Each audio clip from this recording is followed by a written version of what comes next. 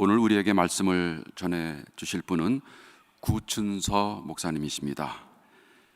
초원의 빛이라는 제목으로 설교 말씀해 주실 때 우리 모두 하나님의 뜻을 깨닫는 귀한 시간이 되기 바랍니다.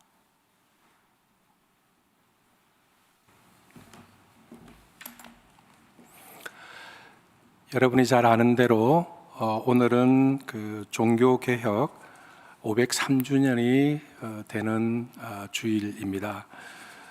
1517년 마틴 루터가 로마 천주교회의 신실한 사제였었습니다. 그는 언제나 훌륭한 사제가 되려고 노력을 했고 그 마음 속에 언제나 해결할 수 없는 죄의 문제를 가지고 고민했었습니다. 로마 가톨릭 교회에서는 이 죄의 문제를 해결하는 방식이 교회에 와서 사제들에게 고해성사를 하고 사제가 내리는 그러한 그 벌을 받아라 라고 하는 거였고요. 또 미사를 드리면서 예수 그리스도의 성체를 떡과 포도주를 마시면서 그리스도와 하나 되는 경험을 해라. 그리고 더 나은 신자가 되려고 노력해라. 이러한 지침을 주었습니다. 마틴 루터는 아주 성격이 철저해서 언제나 자기에게 있는 이 죄의 문제를 어떻게 해결할까 하는데, 사제에 가서 자기의 죄를 고백한다고 해도 자기가 혹시 잊어먹고 고백하지 못하면 어떡할까? 사제에 가서 고백한다고 해도 내가 무심코 지었던 죄가 있으면 어떡할까 하는 그런 고민들이 있어서 늘 괴로워했습니다. 그런 좋은 사제가 되려고 노력을 했는데 최선을 다해서 노력을 해도 더 잘할 수 있는 부분들이 언제나 있는 거예요. 그 문제를 해결하지 못해서 참 고민할 때에 그 로마 교회에서 베드로 성당을 짓기 위한 면죄부 인덜전스를 팔기 시작했고, 이것이 적절하지 않다라고 하는 것을 깨달으면서 그는 로마서 1장 17절 복음에는 하나님의 의가 나타나서 믿음으로 믿음에 이르게 하나니 기록된 바 의인은 믿음으로 신실함으로 산다 라고 하는 이 말씀에 꽂혀서 오늘 우리 기도하셨던 분이 언급하셨던 대로 솔라 피데 오직 믿음으로만, 솔라 스크립투라 오직 성경으로만, 솔라 그라치아 오직 은혜로만 이라고 하는 종교개혁의 기치를 내세우게 됩니다. 아무리 노력해도 해결되지 않는 이 하나님의 의에 부합할 수 있는, 그것은 우리의 노력이나 우리의 공로가 아니라 성경 말씀에 나타난 그리스도의 은혜로 말미암아 하나님과의 신실한 관계인 믿음을 통해서 이루어진다. 이렇게 해서 종교개혁이 시작되었습니다. 오늘 저는 종교개혁에 대한 설교를 할까 생각도 했지만 우리 연세교회가 대대로 교회력에 맞추어서 구약성경 또 시편, 복음서 이런 것을 읽는 것을 본문으로 받았기 때문에 저는 오늘 우리가 교독한 이 시편에 있는 본문을 가지고 초원의 빛이라고 하는 이 제목으로 말씀을 드리는 것으로 종교개혁 주일 예배에 은혜를 함께 받기를 원합니다. 여러분이 잘 아시는 그 영국의 괴간 시인 윌리엄 워즈워드라고 있습니다. 그는 낭만주의 운동에 심취했던 시인이었습니다. 그는 이성을 최고로 받드는 18세기 계몽주의 운동에 반발하였습니다. 그런 이성이 우리 인류의 진보를 이룩해낸다고 하는 계몽주의를 반대하고 이 계몽주의 뒤에 있는 어두운 면을 보았습니다. 이성을 최고로 발휘해도 우리 인류 세계가 진보하기는커녕 더 파괴적이 되고 더 불행해질 거라고 그는 생각했습니다. 이성보다는 따스한 감성을, 문명보다는 자연이 더 소중하다고 생각했습니다. 자연으로 돌아가자. 이것은 낭만주의 운동의 모토였습니다. 그런 유달리 자연을 많이 시로 노래했습니다. 그의 유명한 시 무지개를 보면 내 가슴이 뛴다, 그렇게 노래했습니다. 이렇게 아름다운 자연 현상을 보고 가슴이 뛰지 않으면 죽는 것이 더 낫다 노래했습니다. 어린이가 어른의 아버지이다, 그 시에서 노래했습니다. 죽는 날까지 자연을 향한 경건함이 계속되기를 그런 바랬습니다. 낭만주의 운동은 이 폴 틸리라고 하는 신학자가 언급했던 것처럼 무한히 유한에 깃든다. 무한한 이 신성 하나님이 자연 속에서 발견되어 줄 수 있다. 이러한 정신을 가지고 있었습니다. 이성, 문명, 인간의 진보 이런 것에 대한 짙은 회의가 낭만주의를 낳았습니다.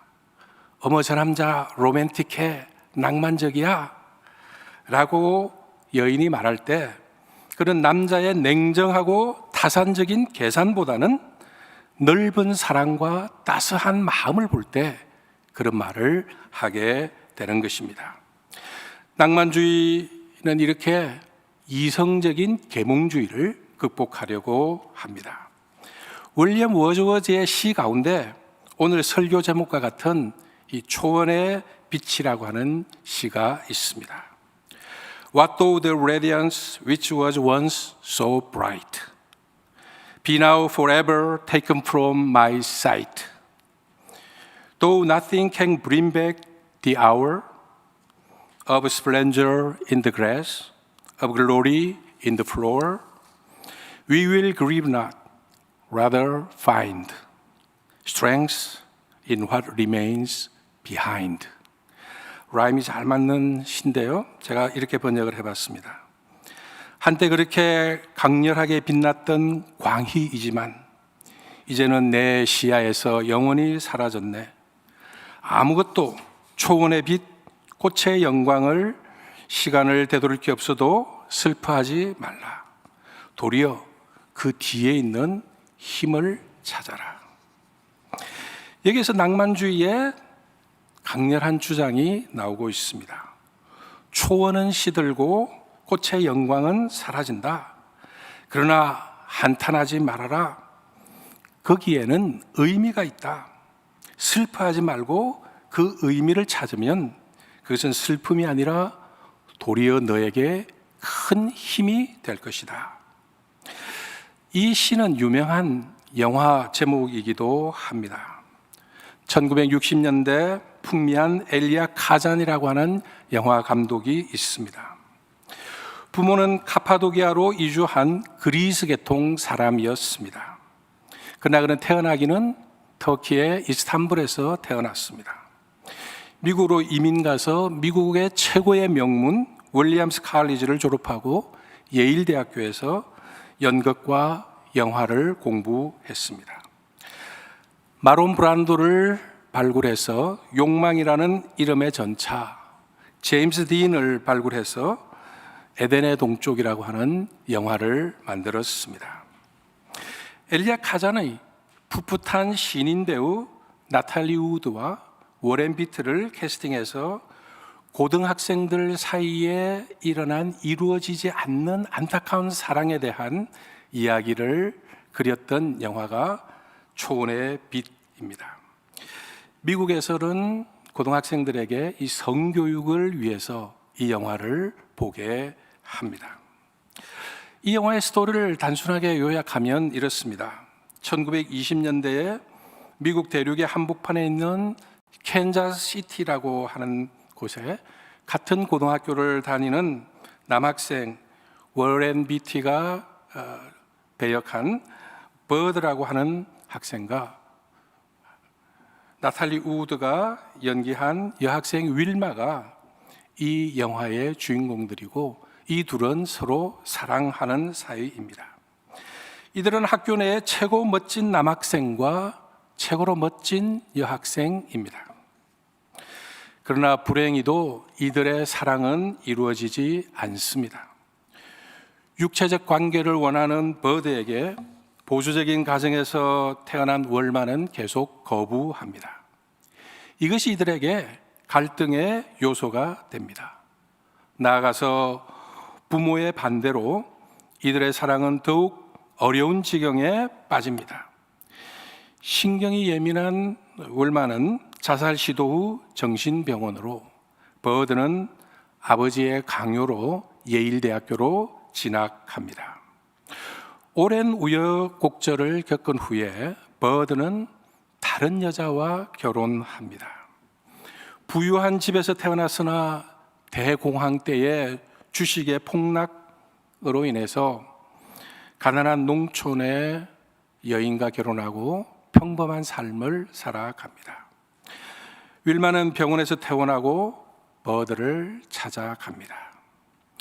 멋졌던 그는 농부가 되어서 평범하기 그지없는 삶을 살아가고 있습니다. 그 모습을 만나죠. 마치 피천득의 수필 2년에서 세 번째 아사코는 만나지 말았어야 했다 하는 그러한 후회가 드는 장면과 유사한 장면을 만들어냅니다.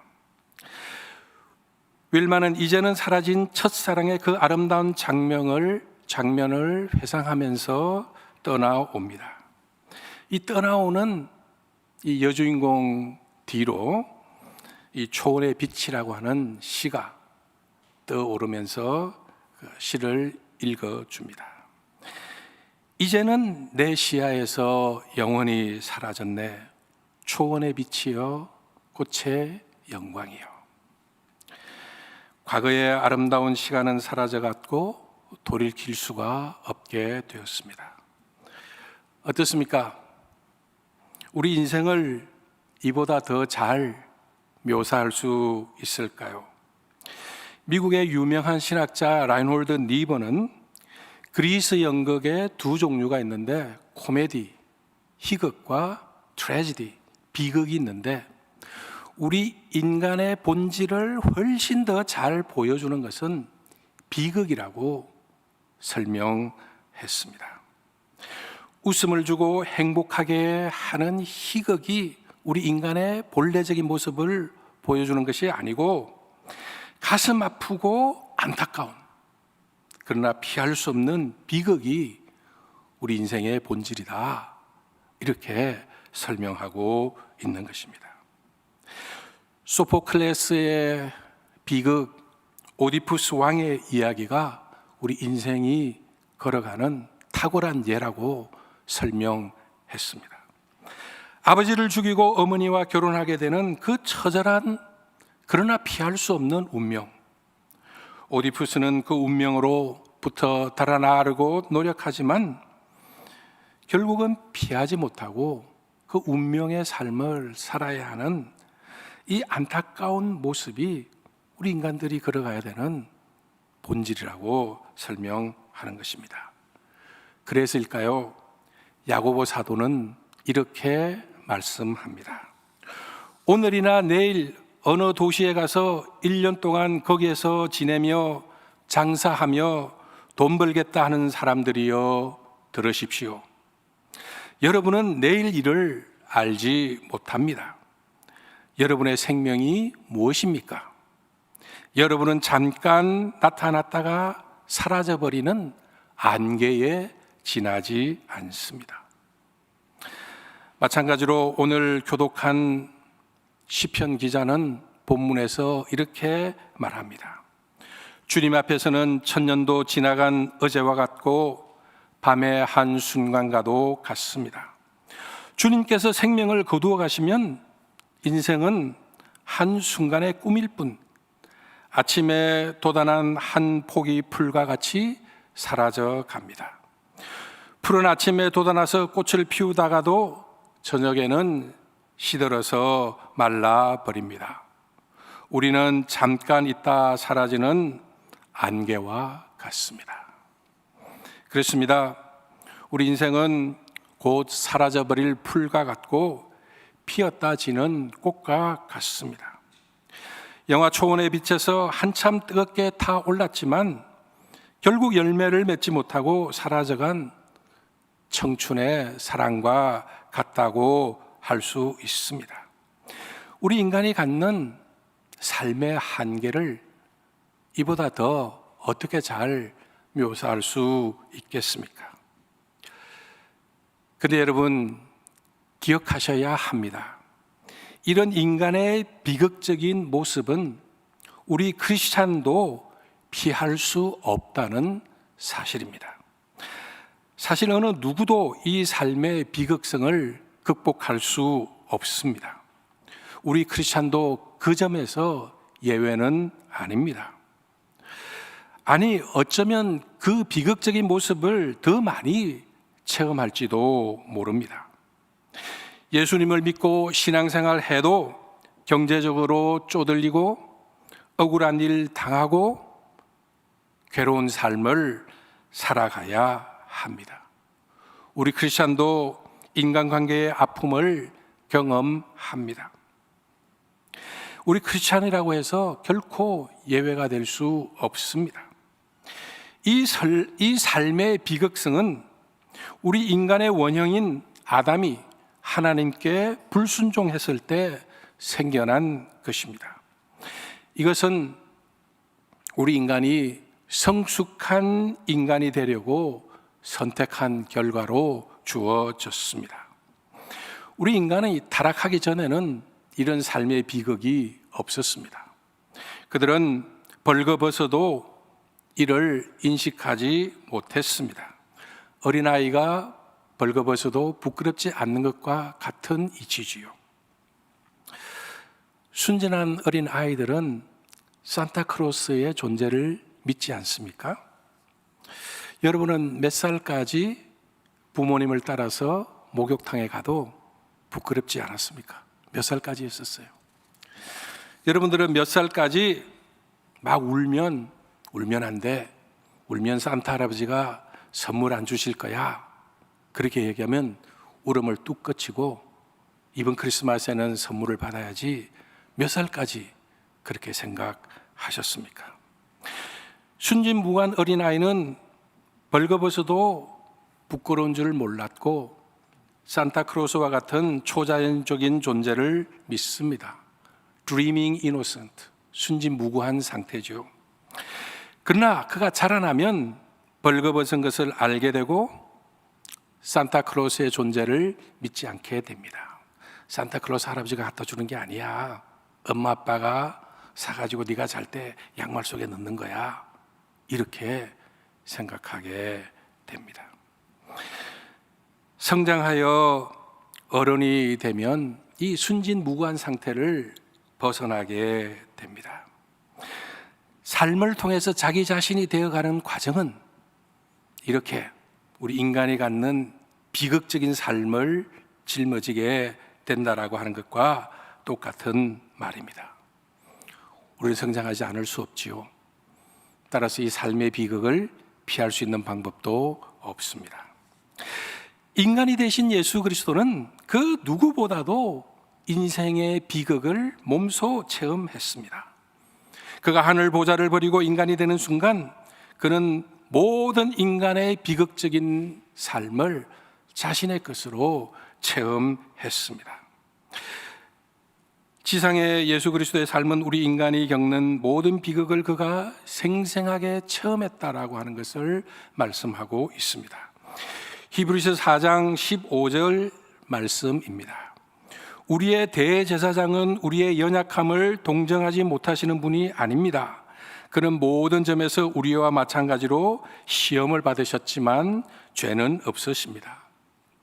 제가 세 번역으로 읽어드렸습니다. 과거 개역 성경에는 이 본문 구절이 이렇게 되어져 있습니다. 우리 대제사장은 우리 연약함을 체휼하지 아니하시는 자가 아니요. 체휼이라고 하는 어려운 한문자가 나옵니다. 이 체휼이라는 말이 들어간 이 번역이 저는 더 적절한 번역이라고 생각합니다. 체휼, 무슨 뜻입니까? 조선조 임금들은 백성들이 농사 짓는 그 농사짓는 힘의 고단함을 경험하기 위해서 임금의 궁궐 안에 초가집을 짓고 논을 만들고 직접 모를 심고 농사를 지었습니다. 이럴 때에 왕이 백성들의 삶을 체휼한다, 이렇게 말합니다. 이 체휼은 높은 지위에 있는 자가 천하고 천한 자에 있는 자의 삶과 같이 함께 한다라고 하는 뜻입니다.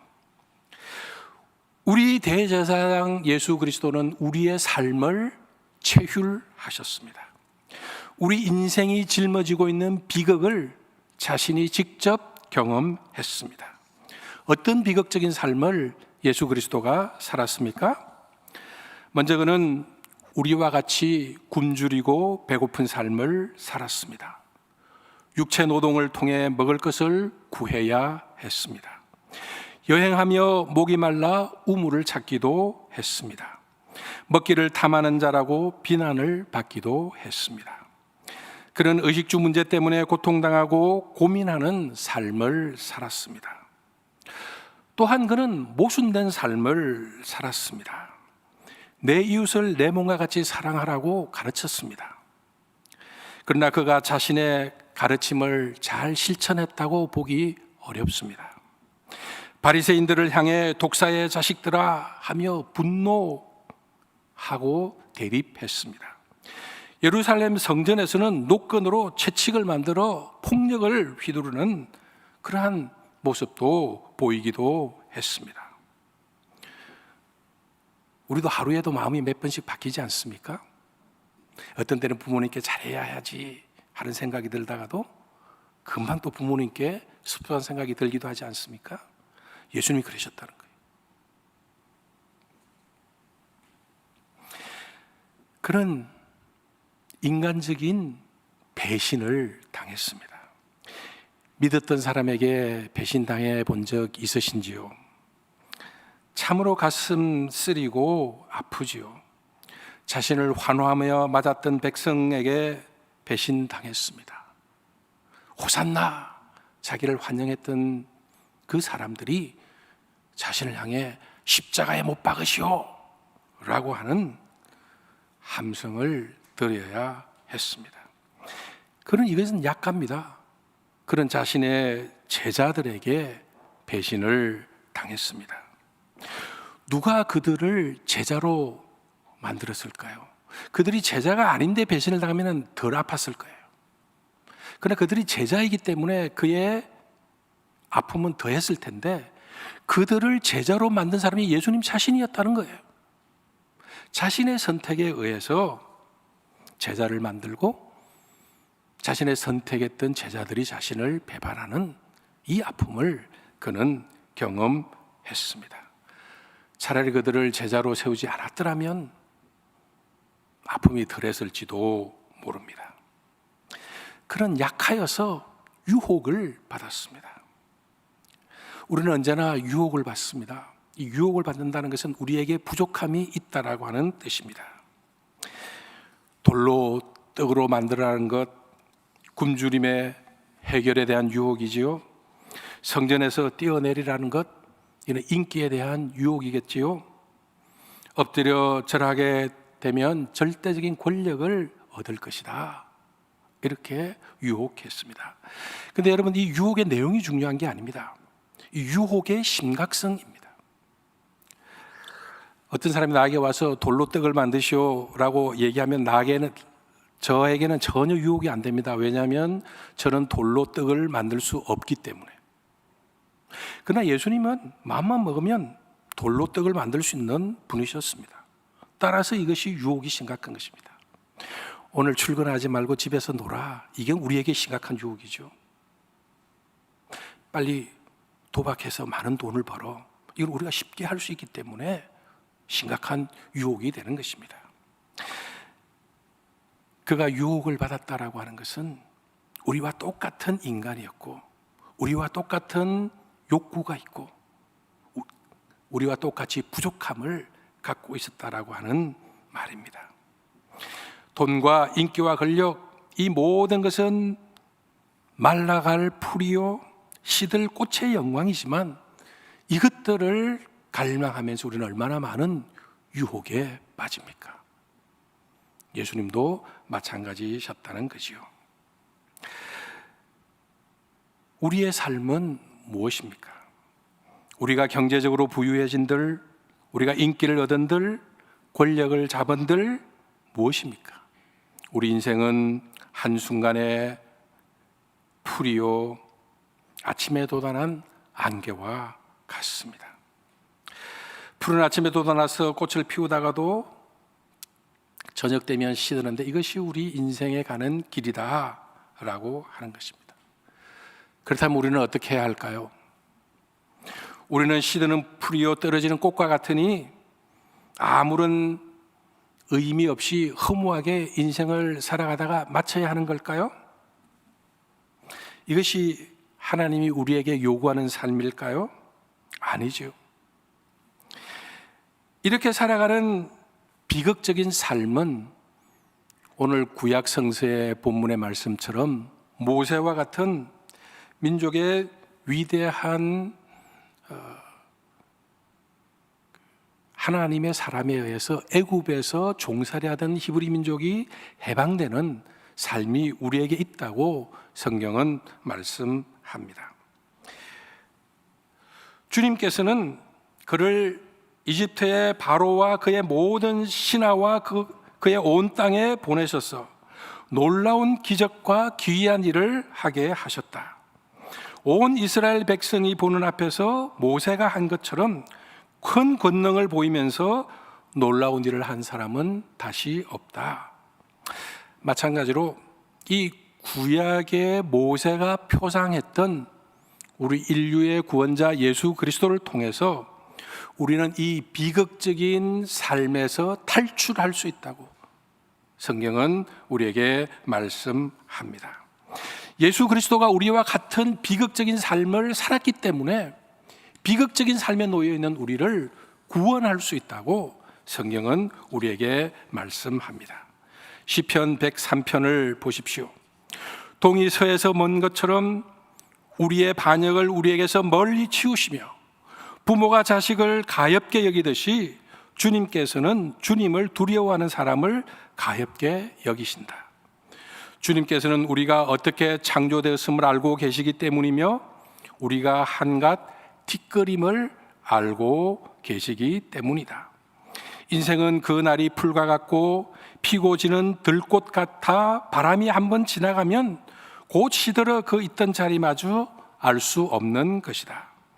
그러나 주님을 경외하는 사람에게는 주님의 사랑이 영원에서 영원까지 이루고 주님의 의로우심은 자손 대대에 이를 것이니 곧 주님의 언약을 지키고 주님의 법도를 기억하며 따르는 사람에게 이를 것이다. 우리 인생이 풀과 같고 바람에 한번 지나가면 시들어버리는 존재가 맞습니다.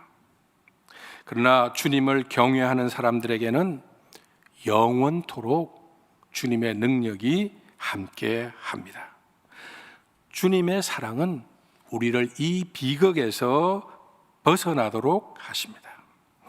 이 사랑은 십자가 위에서 이루어졌습니다. 채찍에 맞고 과시관을 쓰고 십자가에 달리는 죽음으로 도리어 우리 모든 신앙인들의 존재를 바꾸어 주셨습니다. 이것을 우리는 믿고 받아들여야 합니다. 오늘 우리의 삶을 돌아보십시다. 참 괴롭고 안타까운 시간이 이어지고 있습니다. 코로나 바이러스로 인해 우리의 삶은 갈수록 피폐해지고 있습니다. 한국 교회가 여러 가지 이유로 사회에 근심 걱정이 되고 있습니다. 우리 국민은 서로 나뉘어 갈등합니다. 개인은 건강의 문제, 경제적 문제, 인간 관계의 문제, 가족 간의 갈등의 문제, 이런 여러 문제로 아파합니다. 우리의 삶은 말라가는 풀이요 시드는 꽃처럼 위태위태합니다. 이러한 우리의 주변의 환경은 우리를 절망하게 합니다. 그러나 이것이 우리의 결론이어서는 안 됩니다. 우리의 대제사장 예수 그리스도가 있기 때문입니다. 우리 개인의 약함, 안타까움, 우리 사회의 불안, 지구 공동체의 아픔을 예수 그리스도께서 자신의 것으로 체휼하시는 분이 예수 그리스도이기 때문입니다. 그가 우리의 인생을 치유하시고 회복하십니다. 이것을 받아들임으로써 우리는 인생의 비극에서 탈출할 수 있습니다. 칼 바르트라고 하는 스위스 출신의 20세기 최대의 신학자가 있습니다. 그는 교의학이라고 하는 어마어마한 저술을 남겼습니다. 벽돌처럼 두꺼운 이 책이 할자체도 아주 작습니다. 13권으로 되어 있습니다. 그래서 이 교의학의 별명이 화이트 엘리펀트, 흰 코끼리라고 하는 그러한 별명이 있는 그러한 책입니다. 그가 공개 강의를 위해서 미국을 방문했을 때에 기자가 그에게 물었습니다. 그 방대한 흰 코끼리라고 하는 그런 별명이 있는 교의학을 한마디로 요약해 주시면 어떻게 될까요? 칼 바르트는 그 질문에 잠깐 생각하다가 이렇게 대답했습니다. 미국 기자니까요. Jesus loves me, this I know, for the Bible tells me so. 예수 사랑하심은 성경에서 배웠네. 나는 약하지만 우리 예수님은 권세가 많다. Little ones to him belong, they are weak, but he is strong.